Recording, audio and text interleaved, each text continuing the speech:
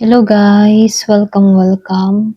So, tingnan natin kung kaninong energy to. So, be open-minded po, hindi halos lahat makaresonate.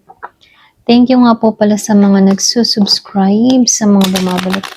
Maraming salamat. Give me the message. Kaninong energy to? Give me the message. Kaninong energy to? Give me the message. Kaninong energy to?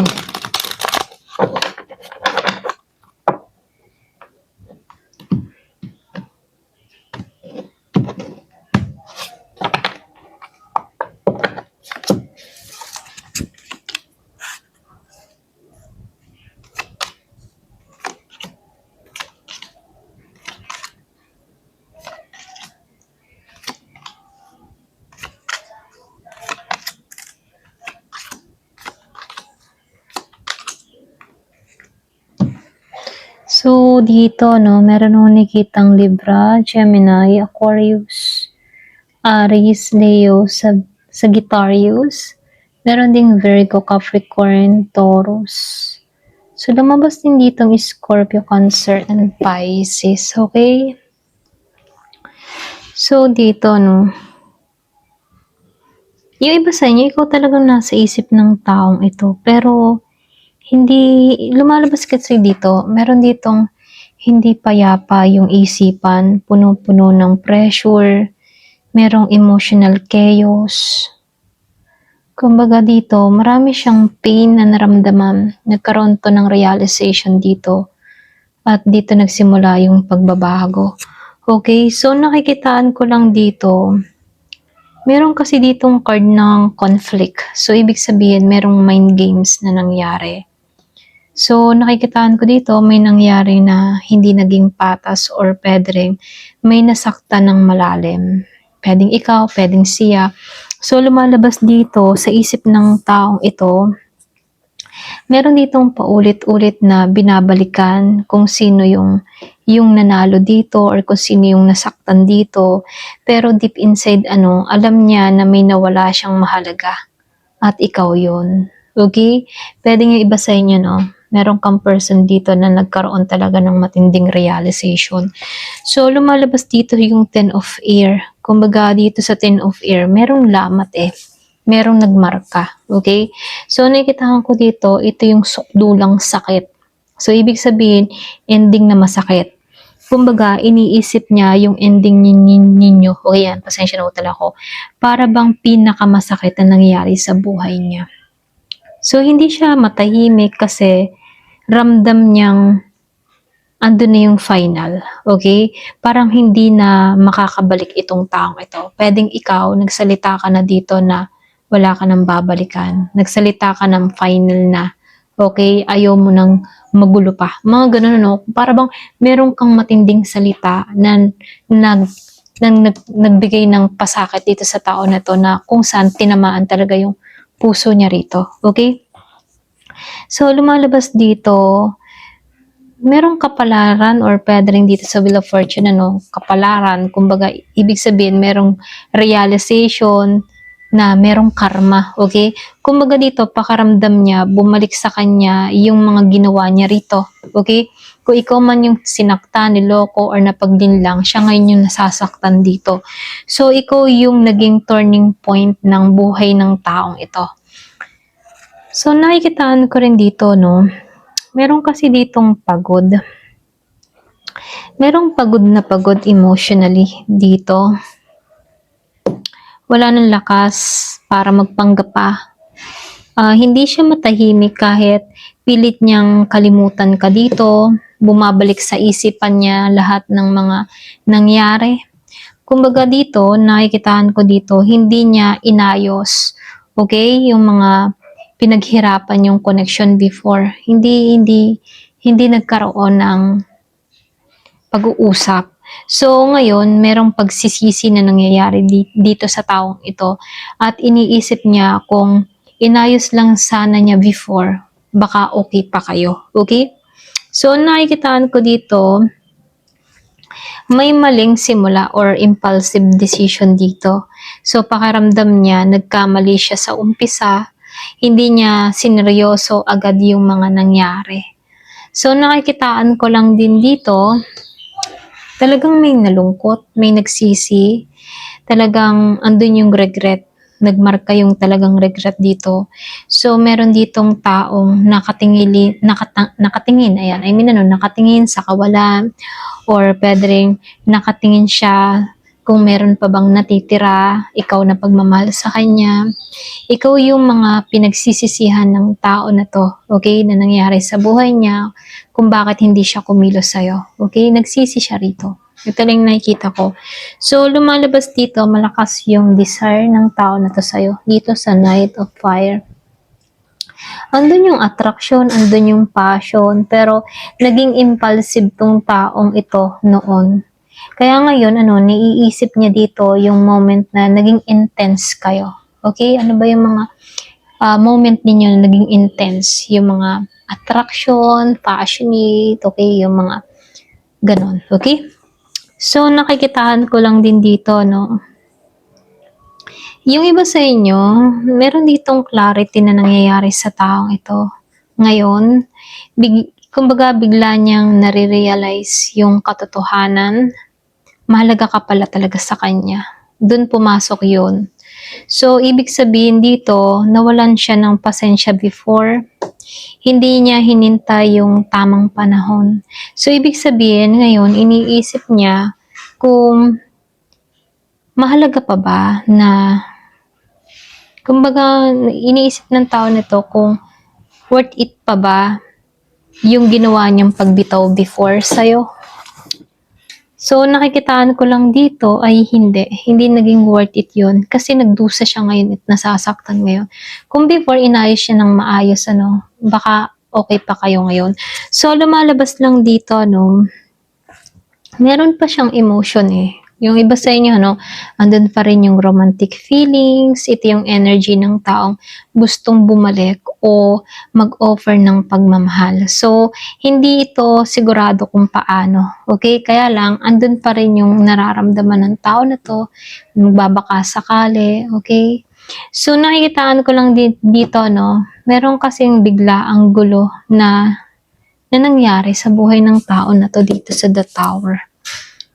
Kumbaga, merong ditong pamula nung pagkawala mo, merong na-trigger or nag-collapse yung emotion ng taong ito. Hindi siya matahimik kasi iba na yung mundo niya. Para bang nag-iba yung mundo niya dahil sa'yo. Kaya dito sa Two of Water upright, kasi naramdaman ng tao na to yung soul connection. Pakaramdam niya soulmate ka niya or mutual love, yung inyong dalawa. Ito yung pinakamalinaw na may tunay na connection sa pagitan ninyo. Hindi ito basta-basta lamang kumbaga talagang meron siyang naramdaman sa'yo. Okay, pareho naman kayo. Feeling mo, meron pa rin kayong dalawa. Kaya lang, yung iba sa inyo, para bang mas pinili mo na lang na mas makakabuti na lang to. Okay? Pero sa nararamdaman, pareho pa rin kayo ng nararamdaman ng taong ito. So, nakikitaan ko lang din dito, malalim, okay? Kumbaga sa lalim, meron nababagabag yung isip at ikaw yung dahilan. Kasi nagsisi tong tao na to, lalo-lalo na sa mga nangyari sa pagkawala mo at ito nagdulot ng sakit sa kanya rito. Kasi dun pumasok yung realization na dun niya nauunawaan na meron kayong soul connection. Dun niya nauunawaan na hindi lang to basta kapalaran na nakilala ka ng tao na to. Kumbaga, andun pa rin yung pagmamahal. Kaya lang, hindi niya naitama. Okay? Kaya dito, alam niyang may mali siya sa kanyang ginawa. Alam niyang nawala yung isang taong mahalaga at ikaw yon. So, lumalabas din dito na ngayon, saka lang niya naiintindihan ng lahat nung nawala ka. So, nakikitaan ko dito, hindi to matahimik, pero nakikitaan ko dito, meron siyang mga tanong. Kumbaga may tanong siya sa kanyang sarili dito kung kaya niya bang gawin yung tama para sa'yo. Kaya lang dito, malakas lang yung pagsisisi kaysa action. So, andun yung realization sa pagbabago, pero yung pagkilos, wala pa sa ganung punto. Okay? So, nakikitaan ko lang dito, no?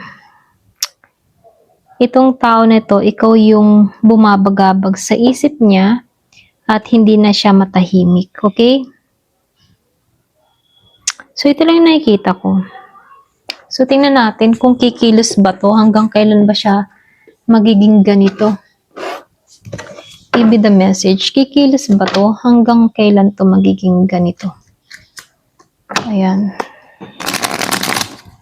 Give me the message. Kikilos na ba tong taong ito?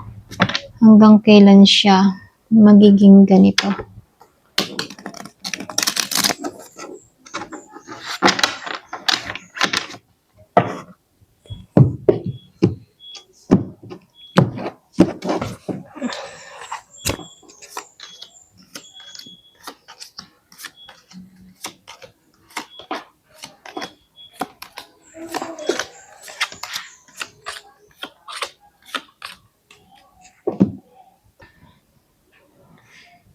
So, lumalabas dito, no? Kasi lumabas itong Four of Wands reverse. Excuse me. Hindi pa to ready. Ito lang nakikita ko. Merong hindi pa ready mag-commit or pwedeng ikaw hindi ka pa ready mag-commit dito sa tao na to. So, nakikitaan ko dito, meron ditong hindi ready. Maliban sa inyong dalawa, okay? Pwedeng ikaw, pwedeng siya. Ayan, pasensya. May tumawag lang. So, dito tayo no, sa Four of Wands. Kumbaga dito, no, nakikitaan ko dito, hindi pa to ready mag-commit. Kasi dito, hindi pa to handang bumalik sa relasyon. Pwedeng ikaw, pwedeng siya. Okay, kung sino man tong taong ito. Wala kasing stability na nangyayari dito. Kumbaga, may gusto pero walang solid na foundation. So, nakikitaan ko lang din dito sa Queen of Cups reverse. Medyo emotional imbalance itong tao na to. So, ibig sabihin, hindi siya ma-handle yung feelings niya. Hindi niya ma-handle. Ganon. Kumbaga, pwedeng moody, pwedeng confused, or pwedeng may tinatago lang tong tao na to. Kaya kahit iniisip ka niya, no, hindi niya alam paano i-express ito. So, nakikitaan ko lang dito, may urge naman to na magsimula muli kayong dalawa, okay? So, ito yung sign na gusto ng tao na to na sumugal or lumapit, mag-message or bumalik. Kaya lang dito, sa dahang 1, nakapos. So, ibig sabihin, ito yung pinaka malakas na pwedeng nag-o-observe, pwedeng na-stuck tong tao na to, or hindi siya makakilos dito. So, nakikitaan ko lang din dito sa Ace of Pentacles reverse, ano, pwedeng nagkakaroon to ng problema ngayon or meron siyang yung parang walang opportunity na dumarating sa kanya. May chance naman siyang kumilos pero meron akong nakikitang napapalampas or nagkakaroon ng miss opportunity. Pwedeng nakapokus sa kanyang mga pinagkakaabalahan. Pwedeng ito yung nagpapadelay, ano. So, lumalabas din dito, meron naman ako nakikitang nag-i-stalk. So, minamasdan ka, curious siya, tinitingnan niya kung ano nangyayari sa sayo. Para bang more watching over, yung bang tipo mas nakatingin kaysa kumikilos. Ganon. Ganon ito lang yung nakikita ko.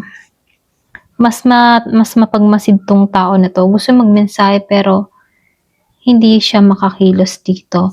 Ayan. So, nakikitaan ko dito, may hinihintay. Gusto niyong makita muna kung meron bang result bago kumilos tong tao na to. Slow yung energy niya rito. Okay? Hindi ito biglaan. Napakabagal niya. Kaya dito, meron kasi dito, kaya mabagal, ano, hindi rin kasi to umaasa pa, okay, na maging masaya kayo dito.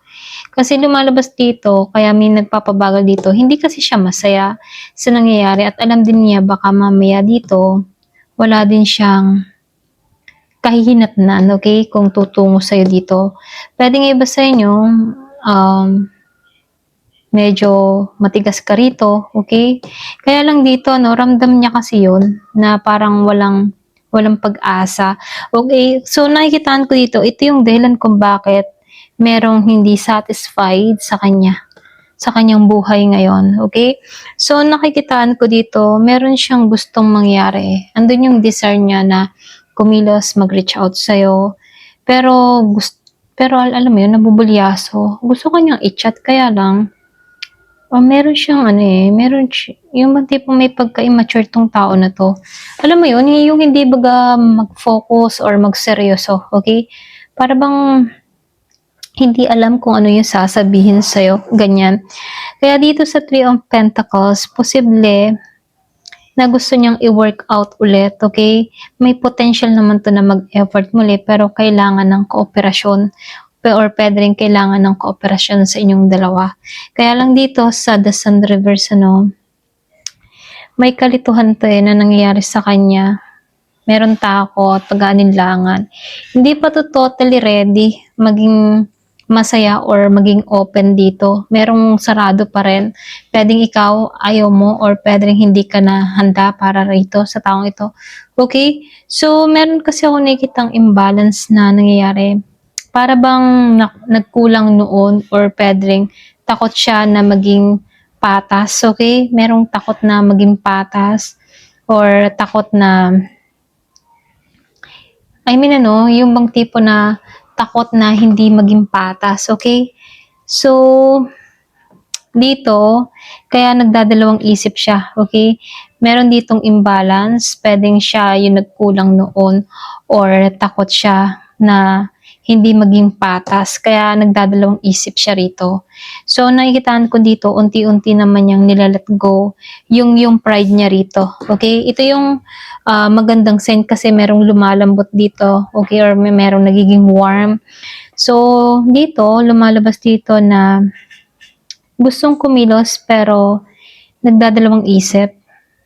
May pagka-stuck pa kasi dito na nararamdaman. Nag-o-observe or pwede rin naghihintay. Para bang naghihintay na ikaw yung mauna. Ganon. Yung iba sa inyo hindi halos lahat. Nasa iniisip or nasa plano, stage pa lang siya ngayon. Okay? Pero yung talagang lalapit sa'yo, wala pa sa ganung punto. Andun pa lang sa pagpaplano, okay? Or mag-message, ganon. Okay? Ayan, hanggang dito na lamang po. Thank you for watching. Love and peace.